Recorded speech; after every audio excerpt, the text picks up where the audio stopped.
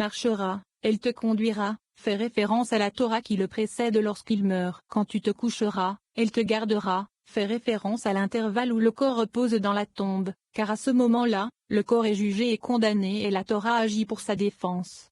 Et quand tu te réveilleras, il parlera avec toi, fait référence au moment où les morts ressuscitent à la vie de la poussière. Il parlera avec toi, signifie qu'il parlera pour te défendre. 124. Rabbi Elazar a cité le verset, il parlera avec toi Mishelei 6h22. Qu'est-ce que cela signifie? Il répond, cela signifie que bien qu'ils viennent de sortir de la poussière, ils se souviendront de la Torah qu'ils ont étudiée avant leur mort. Ils sauront tout ce qu'ils ont étudié avant de quitter le monde. Elle pénètre en eux et parle dans leurs parties les plus intimes. Cela signifie qu'il ne revient pas lentement, comme c'est la nature de la pensée, mais simultanément, comme dans l'habillage, comme c'est la nature des viscères. 125. Et tout sera plus clair qu'avant sa mort, car tout ce qu'il n'a pas bien saisi, tout ce qu'il s'était forcé de comprendre mais n'a pas réussi à saisir, est maintenant clair dans ses parties les plus profondes. Et la Torah parle en lui, c'est le sens du verset, et quand tu te réveilleras, elle parlera avec toi Mishelei 6h22. Rabbi Yehuda a dit que quiconque a étudié la Torah avec assiduité dans ce monde mérite d'être occupé par elle dans le monde à venir. 126. Venez et voyez, un homme qui n'a pas eu le mérite d'être occupé par la Torah dans ce monde marche dans les ténèbres. Lorsqu'il quitte le monde,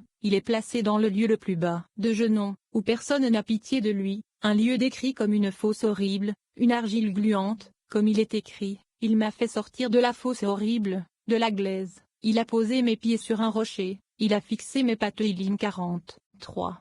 127. Il est donc écrit à propos de celui qui n'étudie pas la Torah dans ce monde, mais qui se souille avec les ordures de ce monde. Ils le prirent et le jetèrent dans une fosse. Béréchit 37 2.24, dans le Genon, où sont condamnés ceux qui n'étudient pas la Torah. Et la fosse était vide ibidem, elle est vide, parce qu'il n'y avait pas d'eau dedans, c'est ce que la Torah appelle l'eau. 128. Venez et regardez, le châtiment pour, en négligeant l'étude de la Torah. Israël a été exilé de la Terre Sainte, uniquement pour s'être éloigné et avoir abandonné la Torah. Ceci est expliqué par le verset, qui est l'homme sage. Qui peut comprendre ceci? Pourquoi la terre périt-elle? Point d'interrogation. Parce qu'ils ont abandonné ma Torah que j'avais placée devant eux. Yirmeya 9 2.11-12. Rabbi Ozi a dit, c'est pourquoi mon peuple est parti en captivité, parce qu'il n'a aucune connaissance. Yeshaïa 5h13, à savoir, de la Torah. 129. Ainsi, tout est basé sur l'existence de la Torah, et le monde ne perdure que grâce à la Torah, qui soutient les mondes supérieurs et inférieurs. Comme il est écrit, si mon alliance n'est pas le jour et la nuit, c'est comme si je n'avais pas établi les ordonnances du ciel et de la terre. Yirmeya 33 2.25. 130. Et ils le prirent, et le jetèrent dans une fosse. Béréchit 37 2.24. Cela fait allusion au fait que, plus tard, ils le jetèrent en Égypte, où le secret de la foi ne demeure pas. L'eau est le secret de la foi, et lorsqu'il est écrit, et le puits était vide, cela fait référence à un manque du secret de la foi. Rabbi Yitzhak a dit, s'il y avait des serpents et des scorpions dans la fosse, selon les sages, elle contenait des serpents et des scorpions, mais pas d'eau. Pourquoi est-il écrit de Reuven, il le sauvera de leurs mains? Ébidem 22. Reuven ne craignait-il pas que les serpents et les scorpions fassent du mal à Joseph? Si c'est le cas, comment a-t-il prévu de le rendre à son père, pour qu'il le sauve? 131. Il répond que Reuven a vu que Joseph, il savait à quel point il le haïssait et voulait le tuer. Reuven pensa qu'il valait mieux le jeter dans la fosse aux serpents et aux scorpions que de le livrer à ses ennemis, qui n'ont aucune compassion pour lui. D'où le dicton, il vaut mieux qu'un homme se jette dans le feu ou dans une fosse pleine de serpents et de scorpions, plutôt que d'être livré aux mains de ses ennemis. 132. Car si un homme est juste ici, dans un lieu de serpents et de scorpions, le saint, béni soit-il, accomplit pour lui des miracles, ou parfois il est sauvé par le mérite de ses pairs. Mais une fois livré aux mains des ennemis, rares sont ceux qui en réchappent. 133. Par conséquent, il a dit, afin qu'il le sauve de leurs mains. Béréchit 37 2.22, pas simplement afin qu'il le sauve, mais plutôt de leurs mains. Reuven s'est dit, qu'il soit sauvé d'eux, et s'il meurt, il vaut mieux pour lui qu'il meure dans la fosse. C'est pourquoi il est écrit, et Reuven l'a entendu, et il l'a délivré de leurs mains. Il l'a seulement sauvé de la mort par leurs mains, même s'il aurait pu mourir dans la fosse. 134. Venez et regardez, la piété de Reuven. Il savait que Shimon et Lévi étaient impitoyables lorsqu'ils unissaient leurs forces et rusés. Quand ils se sont unis contre Sichem, ils ont tué tous les mâles. Ils ne furent pas satisfaits, alors ils prirent les femmes et les petits-enfants, l'or et l'argent, tous les animaux et les objets précieux, bref, tout ce qui se trouvait dans la ville. Mais même cela ne suffisait pas, ils prirent ce qui était dans les champs, comme il est écrit, ils prirent ce qui était dans la ville et ce qui était dans les champs. Béréchit 34 2.28. 135. Reuven dit, si une si grande ville ne leur a pas échappé, alors si ce garçon tombe entre leurs mains, il ne restera pas un lambeau de chair. Par conséquent, il vaut mieux le sauver d'eux, car ils ne laisseront aucun signe de lui à la vue de mon père. 136. Même s'il meurt dans la fosse, ses frères ne l'emporteront pas sur lui. Son corps restera intact et je le rendrai entier à mon père. C'est pourquoi il est écrit, afin de le sauver de leurs mains et de le rendre à son père. Je pourrai le rendre à mon père, même s'il y meurt. Il a donc dit, l'enfant n'est pas. Béréchit 37, 30, au lieu de pas vivant, car il n'était même pas mort.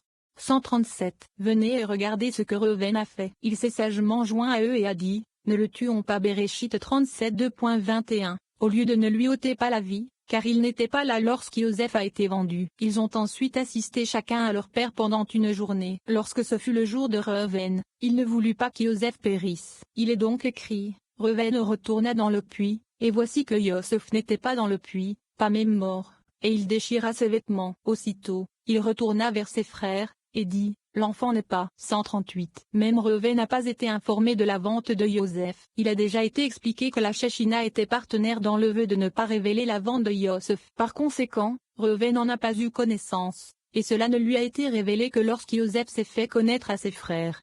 139. Venez et voyez le plaisir que Reuven a atteint en essayant de sauver la vie de Ioseph. Il est écrit, que Reuven vive et ne meure pas. Devarim 33 2.6. En effet, bien qu'il sache que le droit d'aînesse lui a été retiré et donné à Ioseph, il a néanmoins essayé de sauver sa vie. C'est pourquoi Moshe a prié pour lui en disant, que Reuven vive et ne meure pas et qu'il soit soutenu dans ce monde et dans le monde à venir. Quelle est la raison? Il s'agit de sauver la vie de Ioseph et de se repentir d'avoir souillé le lit de son père. Si un homme se repent de ses péchés, le Saint, béni soit-il, le fera revivre dans ce monde et dans le monde à venir. 140. Venez et regardez. Et ils ont pris la maison de Ioseph. Manteau. Béréchit 37 2.31. On a expliqué que c'est parce que le sang d'un manteau ressemble au sang humain. Mais attention, même lorsqu'un acte est bien exécuté, sans qu'aucun péché n'ait été commis, le Saint, béni soit-il, est sévère avec le juste, jusqu'à l'épaisseur d'un cheveu.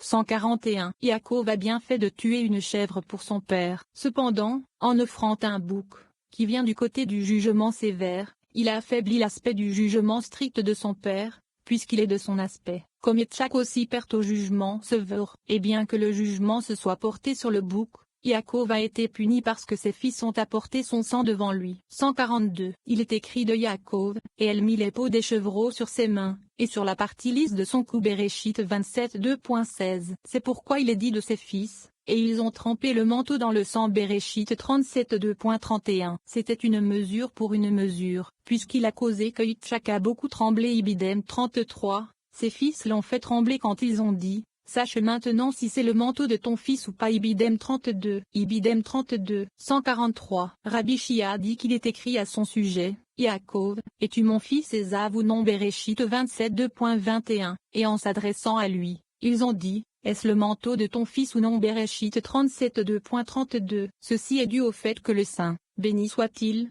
est strict avec les justes jusqu'à un cheveu dans tout ce qu'ils font. 144. Rabbi Abba dit que lorsque les tribus virent le chagrin de leur père, elles regrettèrent sûrement d'avoir vendu Ioseph et décidèrent de le sauver si elles pouvaient le trouver. Quand elles virent qu'elles ne pourraient pas le sauver, elles se tournèrent vers Yehuda, qui leur conseilla de le vendre et le rejeta du milieu d'elles, car il était maintenant leur roi, et quand ils le déposèrent, il est écrit, et il arriva en ce temps-là qu'Yehuda descendit de ses frères. Béréchit 38.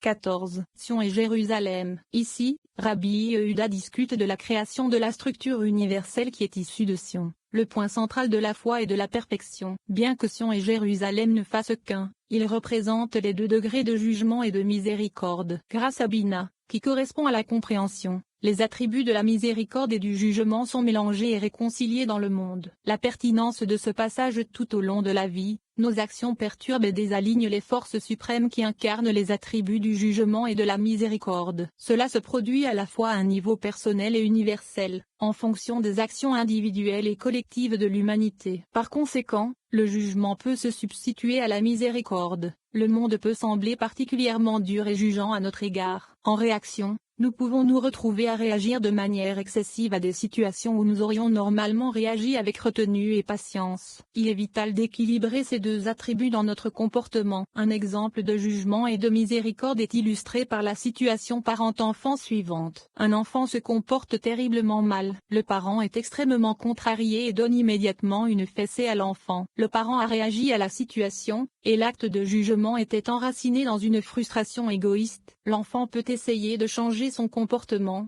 mais il le fait uniquement par peur. D'un point de vue kabbalistique, le parent doit équilibrer le jugement avec la miséricorde, c'est-à-dire que le partage et l'attention à l'égard de l'enfant doivent être l'intention derrière toute action disciplinaire. Le parent peut toujours donner une fessée à son enfant, mais par amour et par souci, plutôt que par colère et frustration. La motivation de l'enfant à changer sera désormais ancrée dans l'amour et le respect, et non dans la peur. Si une âme descend dans un être humain de la lignée d'Abraham, colonne de droite, il est dit que la nature de cette personne sera façonnée et influencée par la qualité de la miséricorde. Si une âme descend de la lignée de Yitzhak, colonne de gauche, l'individu est imprégné d'une plus grande proportion de jugement dans sa nature, et son comportement est influencé dans cette direction. La lecture de cette section permet d'équilibrer les forces de jugement et de miséricorde dans nos interactions avec le monde. De plus, ces versets nous ouvrent à la lumière afin que nous soyons nous-mêmes dignes de la miséricorde, plutôt que du jugement, lorsque le moment sera venu pour eux d'apparaître dans nos vies.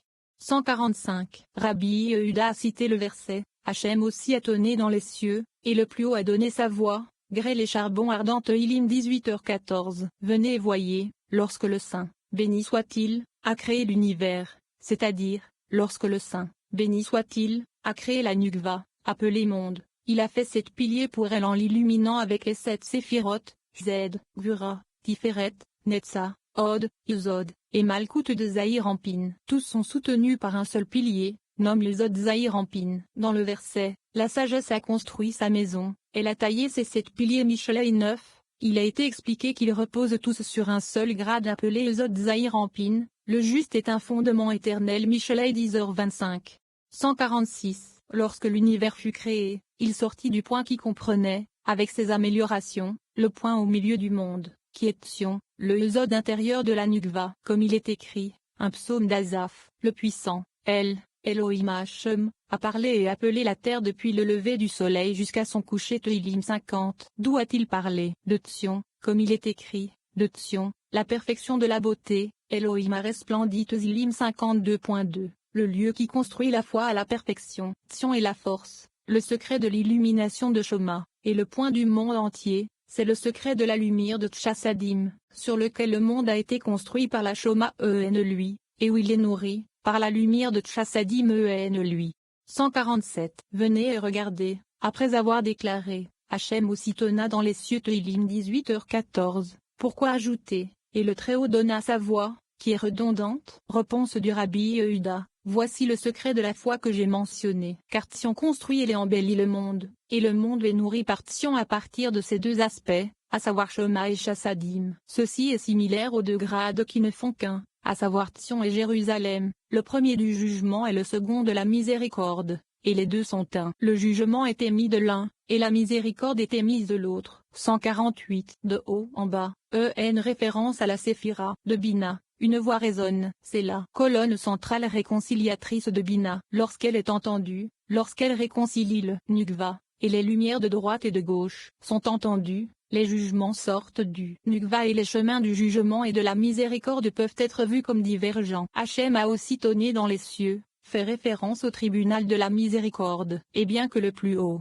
Bina, ne puisse être ni trouvé ni connu, parce que la même voix sort et réconcilie droit et gauche, tout est alors sous le jugement et la miséricorde. Comme la plus haute, Bina donne société anonyme voix à la Nukva et réconcilie ces deux colonnes. Ainsi il est écrit, et le Très-Haut donna sa voix. Tehillim 18h14. Puis viennent la grêle et les charbons ardents, l'eau et le feu. 149. Quand Yehuda est né, il a été écrit, et elle a cessé de porter Bereshit 29 2.35. Ceci se réfère à la quatrième des 4 fondations, appelée Z, Gvura, Tiferet, et Malkout, parce qu'elles sont le chariot surnaturel de Bina, et c'est l'un des 4 pieds du trône, appelé Malkout. C'est pourquoi il a été écrit à son sujet, et elle cessa de porter, car il est la dernière Séphira, Malkout. Il est écrit de lui, en ce temps-là, Yehuda descendit de chez ses frères Béréchit 38. Il était le roi, Étande, Malkout, mais après avoir vendu Joseph, il a été déposé. Pourquoi? Parce que Yosef